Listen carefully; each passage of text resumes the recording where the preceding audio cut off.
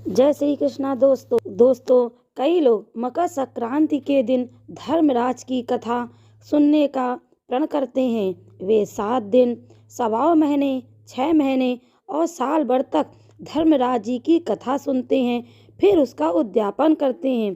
तो आइए सुनते हैं धर्मराज जी की कथा। प्राचीन काल में बभरूवाहन नामक एक राजा था।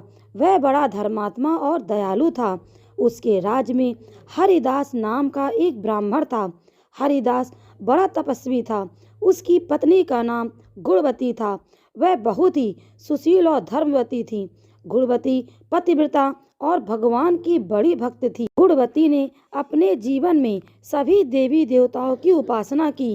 एकादशी, महाशिवरात्रि तथा जन्माष्टमी आदि सभी व्रत विधि विधान से करती।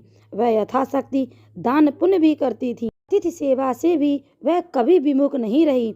इस प्रकार जीवन भर वह धर्म पारायण रही। वृद्धावस्था में जब उसका देहांत हुआ तो धर्मराज जी के दूत उसे आदर पूर्वक धर्मराजपुर ले गए। धर्मराजपुर में सुंदर सिंहासन पर धर्मराज जी भगवान विराजमान थे। उनके पास ही चित्रगुप्त जी का स्थान था। चित्रगुप्त जी मृत प्राणियों के पाप पुण्य का लेखा धर्मराज जी को सुना रहे थे। गुणवती भयभीत हुई वहां नीचे मुंह करके खड़ी हो गई। चित्रगुप्त जी ने उसके पाप पुण्य का ब्यौरा धर्मराज जी को दिया, जिसे सुनकर धर्मराज जी को प्रसन्नता हुई, किंतु कुछ उदासी उनके मुखमंडल पर छा गई। यह देखकर गुणवती ने पूछा, मैंने अपने जीवन में कोई दुष्कर्म नहीं किए, फिर भी आपके मुख पर उदासी क्यों है? कृपया करके बताइए। धर्मराज जी ने कहा, हे देवी, तुमने सभी देवी देवताओं को व्रत आदि से संतुष्ट किया है, लेकिन मेरे नाम से तुमने कुछ पूजा पाठ या दान पुण्य आदि नहीं किया। यह सुनकर गुणवती ने धर्मराज जी से क्षमा याचना की और कहा कि मैं आपकी उपासना नहीं जानती थी। कृपा करके वो उपाय बताइए जिससे सभी मनुष्य आपकी कृपा के पात्र बन सकें। यदि मैं अपने मुख से आपके भक्ति मार्ग को सुनकर मृत्युलोक वापस जा सकूं, तो आपको संतुष्ट करने का प्रयास अवश्य करूंगी। धर्मराज जी ने बताया, मकर संक्रांति के दिन जब सूर्य भगवान उत्तरायण में प्रवेश करते हैं, उस दिन मेरी पूजा शुरू करनी चाहिए।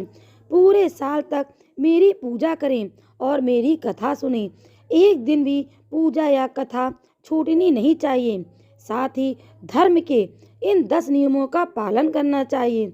धृति अर्थात धीरज रखना तथा संतुष्ट रहना, क्षमा करना और मन को वश में रखना, चोरी न करना, मन को पर पुरुष या पर स्त्री से बचाना अर्थात मानसिक और शारीरिक शुद्ध, इंद्रियों को वश में रखना, बुद्धि की पवित्रता यानी बुरे विचार न करना, पूजा पाठ तथा दान पुण्य करना, व्रत करना और व्रत की कहानी सुनना, सच बोलना और सच्चा व्यवहार करना, क्रोध न करना। धर्म के इन 10 लक्षणों का पालन करें। मेरी कथा नियम से सुनता रहे, दान पुण्य और परोपकार करता रहे।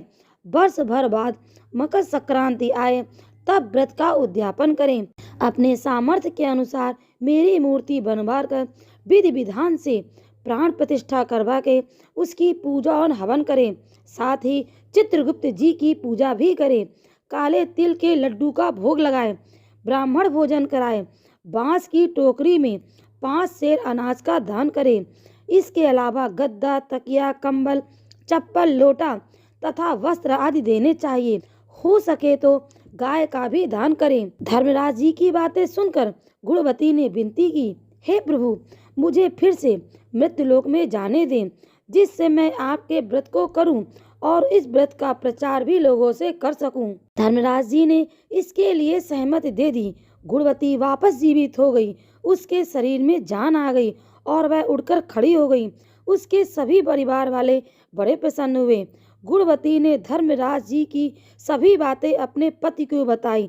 उसने कहा, हम धर्मराज जी का व्रत अवश्य करेंगे तथा धर्म का पालन भी करेंगे। मकर संक्रांति आने पर गुणवती और उसके पति ने धर्मराज जी के नियमित व्रत शुरू किया।